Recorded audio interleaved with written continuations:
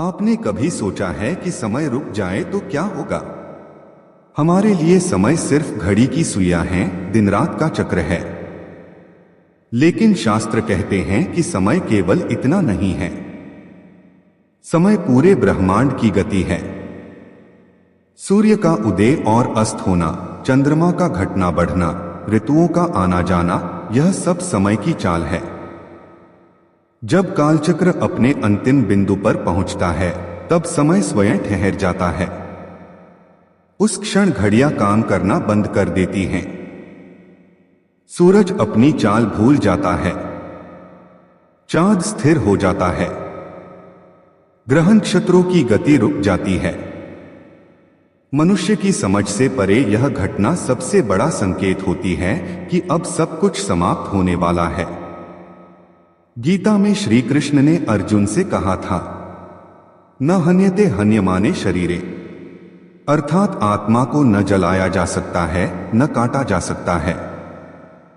जब शरीर और संसार नष्ट होंगे, तब आत्मा ही शेष रहेगी। यही समय का थम जाना है, जब सब कुछ रुक जाएगा और केवल आत्मा ही अपनी यात्रा करेगी। आकाश के संकेत।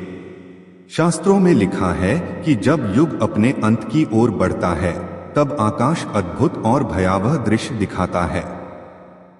चांद रक्तिम हो जाएगा। वह सामान्य चांद नहीं रहेगा। लोग उसे देखकर कांप उठेंगे, क्योंकि उसका लाल रंग विनाश का प्रतीक होगा। सूर्य अपनी चमक खो देगा।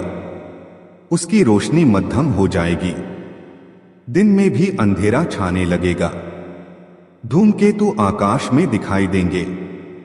उनकी अग्निपूछ आकाश को चीरती हुई गुजरेगी। यह धूमकेतु महाप्रलय के दूत माने जाते हैं। तारे टूट टूट कर गिरेंगे। मानव की आंखों के सामने ऐसा लगेगा मानो आकाश आग बरसा रहा हो।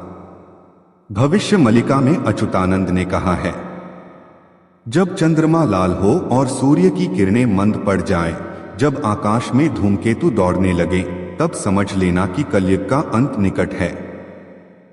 नदियों का लाल होना। प्रकृति के संकेत केवल आकाश में ही नहीं दिखेंगे, धरती पर भी दिखेंगे। नदियों का जल लाल हो जाएगा।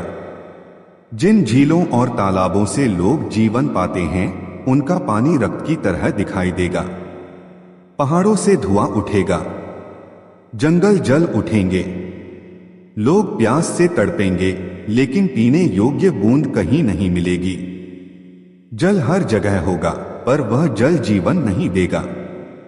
यह दृश्य केवल वैज्ञानिक दृष्टि से प्रदूषण या ज्वालामुखी का परिणाम लग सकता है, परंतु शास्त्रों में कहा गया है कि यह पापों का परिणाम होगा। मनुष्य ने जल